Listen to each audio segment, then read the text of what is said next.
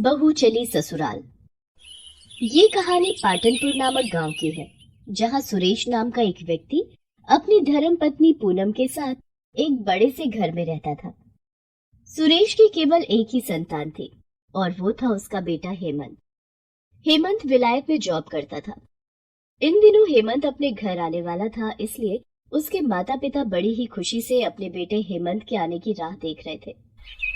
2 दिन बाद हेमंत एक चाइनीज लड़की जिसका नाम ली था उसके साथ अपने घर में प्रवेश करता है। अरे हेमंत, अरे पूनम, अरे देखो देखो, हेमंत बेटा आ गया है। सुरेश अपने बेटे को जोर से गले लगा लेता है। तभी पूनम भी आती है और वो भी अपने बेटे हेमंत को देखकर खुशी से गले लगा लेती है। अरे कैसा है मेरा बच्चा, कितने सालों बाद तुम्हें देख रही हूँ। मैं बिल्कुल ठीक हूँ माँ। अरे हेमंत, ये तो विलायती लड़की लग रही है, कौन है ये? माँ ये ली है। लिए है? क्या लिए है बेटा? माँ लिए नहीं, ली है। इसका नाम ली है। ली? ये कैसा नाम है? ऐसा भी कोई नाम होता है? ली ये मेरी माँ है और ये मेरे पिताजी। ली पूनम के पैर छूने लगती है। पैर उठा लो सासू माँ। क्या? पैर उठा लो? ये क्या बोल रही है हेमंत? अरे ली, पैर उठा लो नहीं, पाए लागू बोलते हैं। ओह सॉरी सासू माँ। अरे ये क्या हो रहा है हेमंत बेटा? ये लड़की मुझे सासू माँ क्यों कह रही है? ये सब चल क्या रहा है? माँ ये ली मेरी पत्नी है, हम दोनों ने शादी कर ली है। क्या हेमंत बेटा, तुमने हमें बिना बताए शादी कर ली? हेमंत के पिताजी को देखकर ली उनके भी पैर छूने उनके पास जाती है। पैर काट लो ससुर जी। पैर काट लो? अरे ये क्या बोले जा रही है हेमंत? ओह, इस बार भी रॉन्ग कर दिया, सॉरी। पैर दे दो ससुर जी। अरे ये क्या लेकर आ गया तू अपने घर हेमंत? ओहो, फिर से रॉन्ग हो गया। ली फिर से अपने ससुर के पैर छूने लगती है। तभी सुरेश उसे रोक देता है। अरे बस बस ली, अब क्या क्या सारा दिन पैर ही छूते रहेगी? इस बार तुमने सही कहा, जाती रहे। ओह क्या बोल रहा हूँ मैं, जीती रहे। ये सब क्या है बेटा, तू हमें बताएगा? माँ ये सब मैं आपको बाद में बताऊंगा, अभी बहुत थक गया हूँ, मुझे बहुत भूख लगी है। हेमंत ये कहकर अपने कमरे में चला जाता है। ली ने शॉर्ट ड्रेस पहन रखी थी। सुरेश और पूनम ली के कपड़ों को देखे जा रहे थे। अरे जे ये कैसे आधे अधूरे कपड़े पहन रखे इस लड़की ने? बुद्धि भ्रष्ट हो गई थी क्या हेमंत की कि इससे शादी कर ली? अरे अगर आस पड़ोस वाले इस लड़की को ऐसे कपड़ों में देखेंगे तो पता नहीं हमारे बारे में कैसी कैसी बातें बनाएंगे। अरे ली कमरे में जा और कोई अच्छी सी साड़ी पहन कर आ। ली अपने पति हेमंत के कमरे में चली जाती है। अरे ये क्या हो रहा है, मेरी तो कुछ समझ में नहीं आ रहा। पता नहीं अब आगे क्या क्या होता है। तभी पूनम के आस पड़ोस वाली कुछ महिलाएं दौड़े दौड़े पूनम के घर आती हैं। अरे क्या पूनम बहन, इतनी जल्दी हमें पराया कर दिया, घर में विलायती बहू लाई और हमें बताया भी नहीं।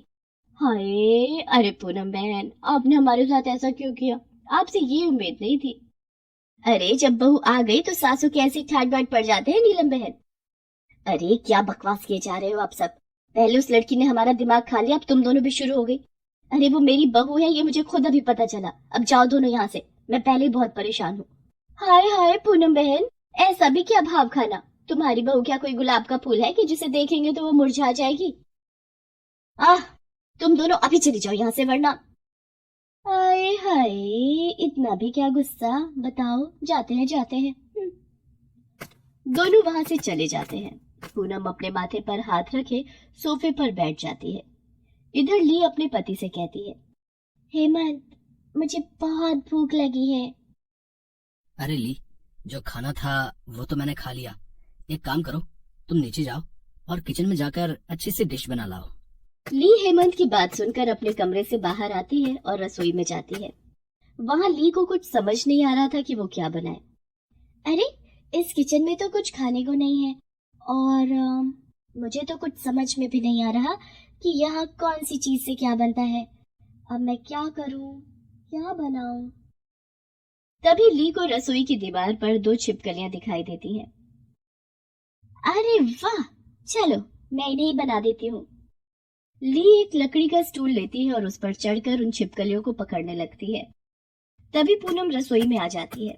वो जैसे ही ली को छिपकलियां पकड़ते देखती है, वो जोर से चिल्लाती है, आ आ! अरे मेरे बाप रे बाप! अरे ये क्या कर रही हो बहू तुम? पूनम के चिल्लाने की आवाज सुनकर हेमंत और सुरेश दोनों रसोई में दौड़ते हुए आते हैं। इधर ली ने अपने हाथ में एक छिपकली पकड़ ली थी और अपनी सास के चिल्लाने की आवाज सुनकर वो घबराकर स्टूल से नीचे उतर जाती है। क्या हुआ माँ? आप इतनी जोर से क्यों चिल्लाई?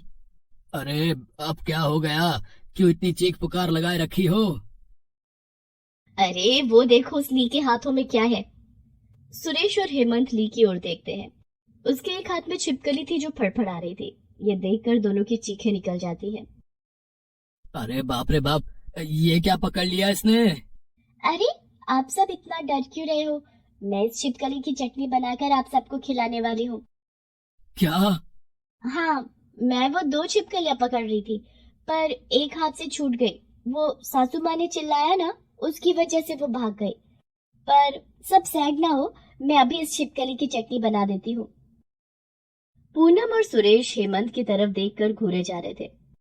तभी पूनम हेमंत को पीटने लगती है। उल्लू के पट्टे, कहाँ से लाया इसे? अरे मेरी माँ, क्यों हमारी जान निकालने पर तुली है? अरे हमें कुछ दिन और जीना है, चैन से जीने दे मेरी माँ। अरे सासू माँ, बस 2 मिनट में बन जाएगी चटनी। अरे ली, ओ ली, अरे मैं तेरे पैर पड़ती हूँ। अरे फेंक दे इस छिपकली को खिड़की के बाहर। अरे ये सब नहीं खाते हमारे घर में। अरे कौन सा मनहूस समय था रे वो हेमंत, जब तू पैदा हुआ था। क्या यही दिन दिखाना था तुझे? चलो ली, अपने कमरे में चलो। माँ आप चिंता ना करो, मैं उसे सब समझा देता हूँ अच्छे से। हेमंत ली को अपने कमरे में लेकर चला जाता है और वहां उसे सब अच्छे से समझाने लगता है। यहाँ का रहन सहन, यहाँ का खाना पीना। इधर पूनम रसोई में बैठकर रो रही थी।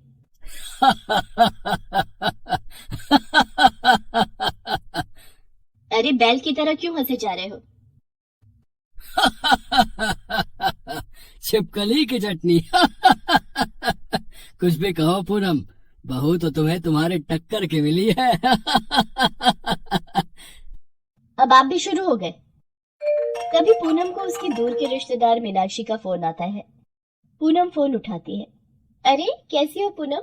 मैंने ये बताने के लिए फोन किया है कि आज हम सारे परिवार वाले रात को तुम्हारे घर आ रहे हैं और कुछ दिन वहीं रहेंगे। अरे बाप रे, ये अगर यहाँ आ गए तो मेरी इस बहू को देखकर तो सब मेरे ऊपर हंसेंगे। अरे वो क्या है ना मीनाक्षी बहन, हम सब ना 2 हफ्तों के लिए कमलेश भाई के घर जा रहे हैं। कमलेश भाई क्यों? अरे ये क्या बोल रही हो पूनम? मीनाक्षी बहन के पति का नाम ही कमलेश है। अरे ये क्या बोल रही हूँ मैं? मेरा भी माथा फिर गया लगता है। अरे मीनाक्षी बहन, वो मेरे दूर के रिश्तेदार हैं, उनका नाम भी कमलेश भाई है, तो हम उनके वहां जा रहे हैं। अच्छा अब मैं रखती हूँ। अरे पूनम, इतना हड़बड़ा क्यों रही हो? अरे क्या करूँ जी, ये बहू ने आते ही मेरा बीपी हाई कर दिया है। अरे इसके साथ मैं पूरा जीवन कैसे बिताऊंगी? तभी ली एक खूबसूरत साड़ी पहने अपने हाथ में चाय का कप लिए पूनम के पास आती है। माँ जी, ये लीजिए चाय। अपनी विलायती बहू का ये अवतार देखकर पूनम और सुरेश के होश उड़ जाते हैं। बहू, ये ली है क्या जी? हाँ माँ जी, मैं आपकी बहू ली ही हूँ। मुझे हेमंत ने सब अच्छे से समझा दिया है। यहाँ का रहन सहन, यहाँ का खान पान, यहाँ के तौर तरीके, यहाँ का पहनना ओढ़ना, मैं सब अच्छे से समझ गई माँ जी। अब तक जो हुआ उसे मेरी नादानी समझकर मुझे क्षमा कर दीजिए। मैं आगे से आपको कोई शिकायत का मौका नहीं दूंगी। माँ जी, मैं एक अनाथ लड़की हूँ। बचपन में ही मेरे माता पिता इस संसार से चले गए थे। मुझे अच्छा और बुरा सिखाने वाला कोई नहीं था। फिर आपके बेटे हेमंत ने मेरा हाथ थामा और मुझे जिंदगी जीने के तरीके सिखाए और मुझे यहाँ ले आया। मुझे यहाँ के बारे में कुछ पता नहीं था, पर अब मुझे थोड़ा थोड़ा पता चल रहा है। मैं धीरे धीरे करके यहाँ की हर बात सीख जाऊंगी। बस मुझे एक मौका दे दीजिए। बहू ली की ये बातें सुनकर सुरेश और पूनम की आंखों में आंसू आ जाते हैं और वो उसे गले लगा लेते हैं। अरे मेरी बहू इतनी प्यारी है, मुझे तो ये पता ही नहीं था। बहू तुम चिंता न करो, मैं तुम्हें सब अच्छे से सिखा दूंगी। उस दिन से पूनम अपनी बहू को एक ट्रेनर की तरह सब कुछ सिखाने लगी और कुछ ही महीनों में ली ने यहाँ की सारी बातें, सारे काम, सारे तौर तरीके सीख लिए थे। उसके बाद सब खुशी खुशी एक साथ रहने लगे और खुशी खुशी अपना जीवन बसर करने लगे।